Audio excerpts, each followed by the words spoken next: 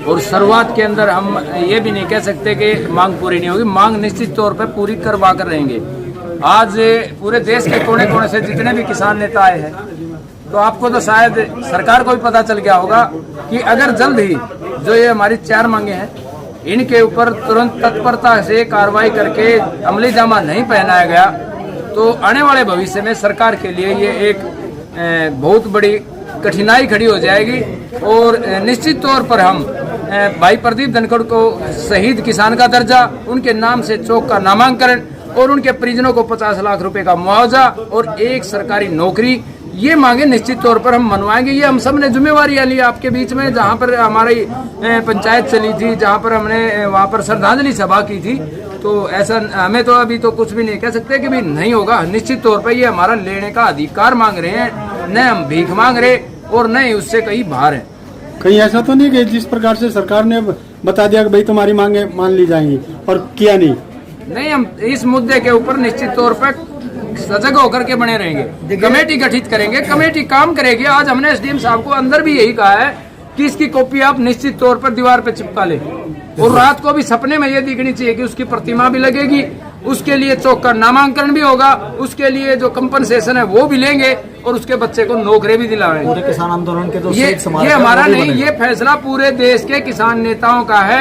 ये जो संख्या थी इसके पीछे हर जिले के अंदर, हर स्टेट के अंदर जो जितनी किसान बरादरी पीछे खड़ी है, उसका नतीजा सरकार भली भांति जानती है। जी, जिस प्रकार से किसान नेता, राष्ट्रीय किसान नेता टिकैत जी ने बोला था, तो निश्चित तौर पर ये इस चीज को साकार किया है प्रदीप धनखड़ ने। हम कहते हैं जिन्होंने असली शहादत दे करके, जिन्होंने शेर दिल घबराने वाली लीडर सब डालिए चिल्ला डटा रहा। हमारे सवाल का टिकैत जी ने भी जवाब नहीं दिया। उनके पास जवाब था, वो तो मरे हुए। जब एसकेएम ने ऐलान किया,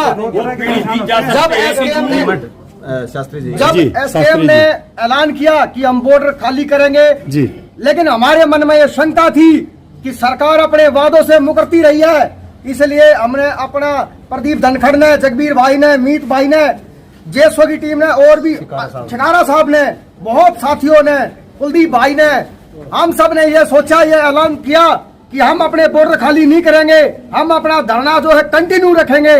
आज उस धरने की अगुवाई करने वाला प्रदीप धनखड़ चला गया, उसके लिए उसे शहीद का दर्जा दिलाने के लिए किसान सरकार इकट्ठी हुई है और हम किसी बेकावे में आने वाले लोग नहीं है। या तो प्रशासन इन बातों को गौर करे, नहीं तो आगे का फैसला किसान सरदारी अपने आप लेगी। जो किसान मजदूर किसान था प्रदीप धनखड़, वो डटा रहा और जो लोग थे बहकावे में आकर के या कैसे भी, या सरकार के खास आदमी हो, वे चले गए। क्या इनको अकेले को एमएसपी चाहिए थी? देखिए, एमएसपी नेता एक ही होता है, ये दुर्भाग्य नेता एक ही होता है। कोई नहीं गया जी, एक मिनट जी, ऐसा जी, बॉर्डर छोड़ के कोई लोग नहीं गए जी।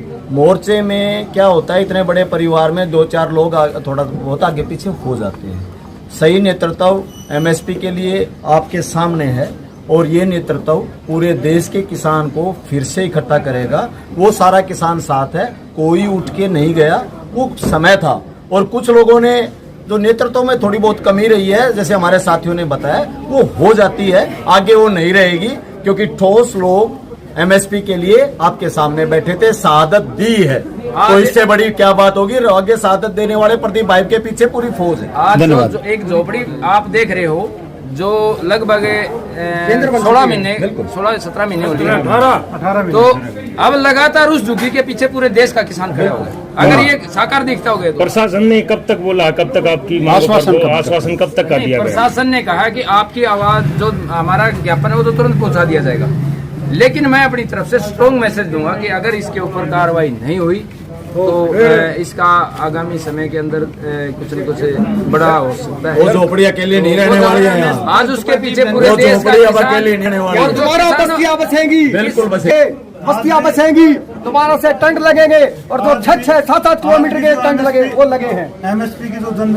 रागन यात्रा है, उसके हमारे जगबीर भाई उसके कोऑर्डिनेटर हरियाणा के। सुमित भाई, आपको बड़ी जिम्मेदारी मिली, आप कैसे बढ़ाएंगे इस आंदोलन को आगे? तो भाई हमने अभी कहा जो आवाज है, बात सुनते पहले बिल्कुल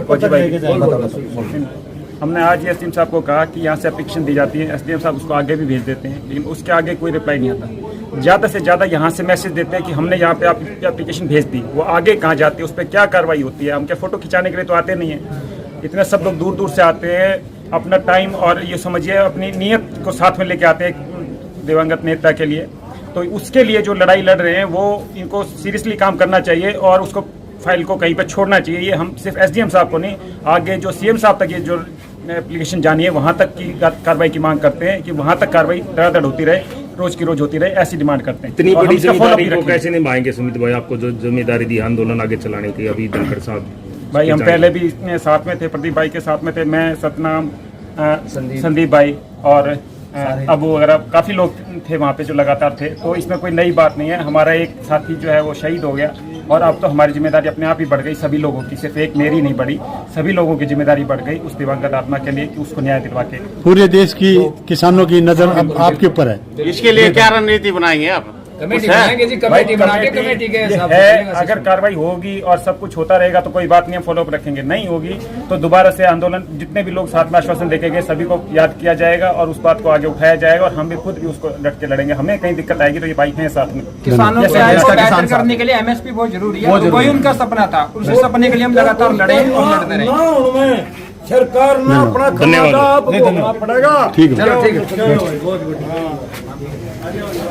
जी किसान आगू थे, तो पहले किसान आगू हैं जो इस आंदोलन में शहीद हुए हैं। हमने उनकी जो एमएसपी की जो मांग थी वो मुख्य मांग है और लगातार यहाँ पर धरने पे थे। एसडीएम को हमने ज्ञापन दिया कि 50 लाख रुपए उनकी सरकार की तरफ से सहायता की जाए, इसके अलावा एक नौकरी सरकारी दी जाए और उनके नाम पे शहीद स्मारक एक चौराहे का नाम रखा जाए।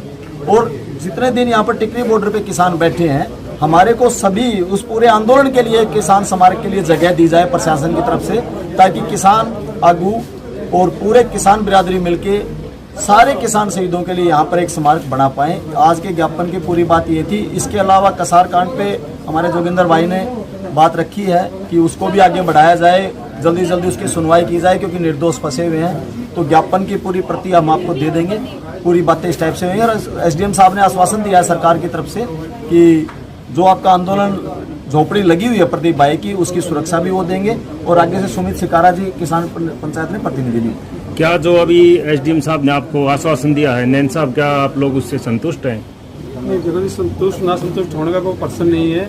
आज हम हमारे शहीद किसान, हमारे बड़े भाई प्रदीप धनखड़, जो पूरे देश के अंदर मात्र एक किसान योद्धा जो शहीद हुआ, उसको नमन करने के लिए आए थे। उसको नमन करके पूरे श्रद्धा के सुमन अर्पित करके उनको परमात्मा से हमने प्रार्थना की कि उनके अपने चरणों में स्थान दे और बाकी परिवार को दुख सहने करने की शक्ति प्रदान करे। इस माध्यम से पूरे हरियाणा, पूरे देश का किसान एक ज्ञापन लेकर के एसडीएम के माध्यम से सरकार से मांग की है। वो एसडीएम के हाथ में कुछ नहीं है कि संतुष्ट करें, इनकी बात से ना करें। हम इनके माध्यम से सरकार तक अपनी दिल की जो अपने किसानों की भावना थी वो पहुंचाने का काम किया है। मेरे से पूर्व साथियों ने भी बता दिया है कि जो हमारी 50 लाख रुपए की जो इसको आर्थिक सहायता दी जाए और एक सरकारी नौकरी की बात है।